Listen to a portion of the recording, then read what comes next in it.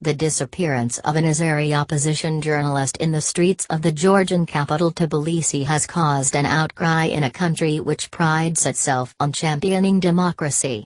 The BBC's Rehan Dimitri reports from the South Caucasus. On 29 May, Afgan Mukhtarli went to meet a friend in a cafe in Tbilisi. He rang his wife Layla Mustafova at about 1900 hours to say that he was heading back home. But Mr. Mukhtarli, an Azeri journalist who had been living in self-imposed exile in Georgia since 2015, never showed up. "I thought that the worst had happened, that he had been killed and dumped in the woods," says Layla, speaking from the leafy garden of her small one-story house in central Tbilisi. Afgan Mukhtarli was an outspoken critic of the Azeri government. Before fleeing the country, he had carried out a series of investigations exposing corruption in the defense ministry. In 2014, the Azeri government intensified pressure on its critics. Khadija Ismailova, a journalist Afgan used to work with, was arrested. Then the government shut down Radio Liberty, and Afgan was questioned in relation to that case, Layla explains. Georgia, which has a liberal visa policy, became a destination of choice for many Azeri political activists and journalists. At the time of his disappearance, Mr. Mukhtarli had been investigating the business holdings of the family of Azeri President Ilham Aliyev in Georgia, on behalf of the Organized Crime and Corruption Reporting Project (OCRP). The morning after his alleged abduction, Layla received news that her husband had resurfaced in Azerbaijan and was in police custody there. "I was so happy. At least he was alive."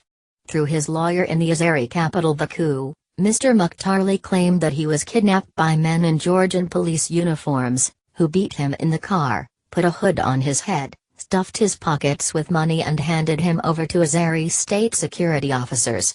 Georgian Prime Minister Georgi Kvirkashvili categorically denied the involvement of any Georgian state bodies. In neighboring Azerbaijan, border officials and the prosecutor general say Mr. Mukhtarli was caught illegally crossing the Georgian-Azeri border while carrying large sums of undeclared money. He is now in 3 months of pre-trial detention in Baku, facing criminal charges. Georgian journalists bag protest over reporter's arrest. European rights watchdog faces inquiry. Georgia country profile. Azerbaijan country profile in Georgia. The news of the alleged abduction and claims that Georgian authorities had been complicit triggered a public outcry. It is well documented that people can disappear in Russia and then reappear somewhere in Central Asia, but nobody expected such an incident in Georgia, says Georgi Gajia, the South Caucasus country director for Human Rights Watch. "If you claim to be a democracy where human rights are respected, you don't do that. There is due process, there should be an extradition request and courts should make the decision."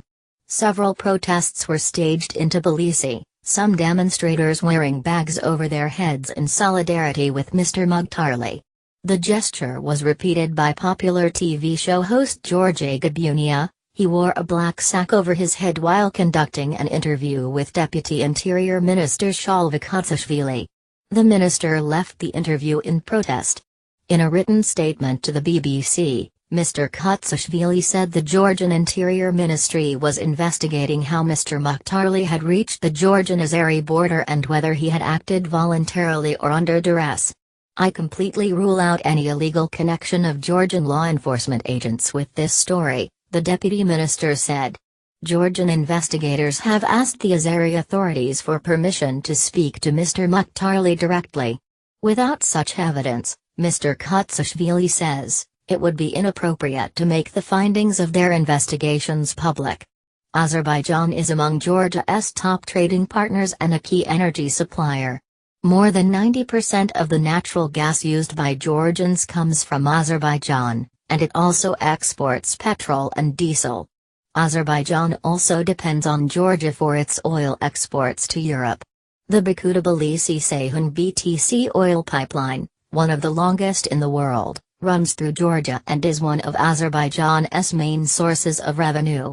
Afgan Mukhtarli's pre-trial detention will expire on 29 August.